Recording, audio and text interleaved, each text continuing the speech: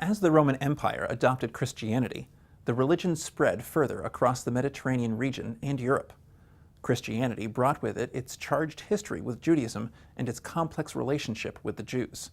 The development of the Christian adversus Judaeos tradition entered a new phase in the late 4th and early 5th centuries CE, when the most prominent of the Latin Church fathers, Augustine of Hippo, laid the groundwork for what would become the guiding Christian approach to the role of the Jews in medieval Christian society.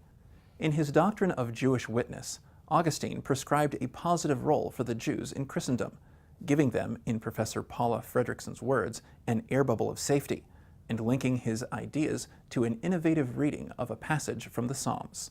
In his exposition of the verse from Psalm 59, in which God says about his enemies, "Slay them not."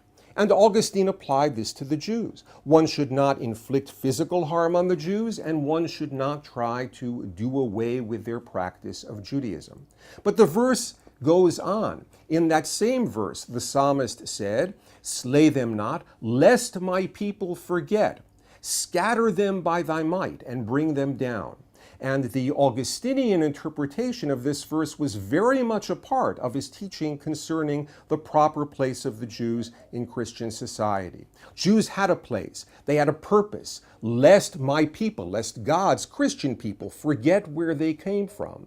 Jews were meant to survive, they and their books and their traditions, especially their books, which Augustine believed the Jews themselves didn't understand properly, but those books validated the claims of Christianity to have fulfilled biblical prophecy, if one would read those prophecies correctly. So one needed to scatter the Jews, bring them down, subordinate them, enslave them, but to preserve them as kinds of fossils of antiquity. They were stuck in useless antiquity. It's as if they're waiting on the platform of a train station for the Salvation Express to arrive and take them to salvation, but that train will never come because they missed the train.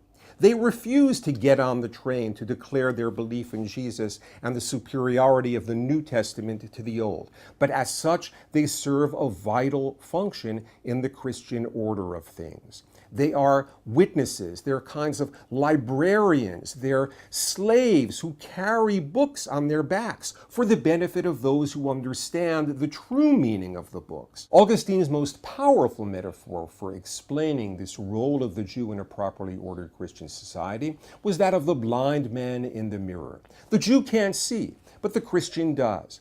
The Jew looks in the mirror in a metaphorical way of trying to understand his scripture and does not understand. He is blind. But the Christian looks into the mirror with him, reads the scripture of the Jew, sees that the Jew is blind, sees that he, the Christian, really understands what those scriptures mean.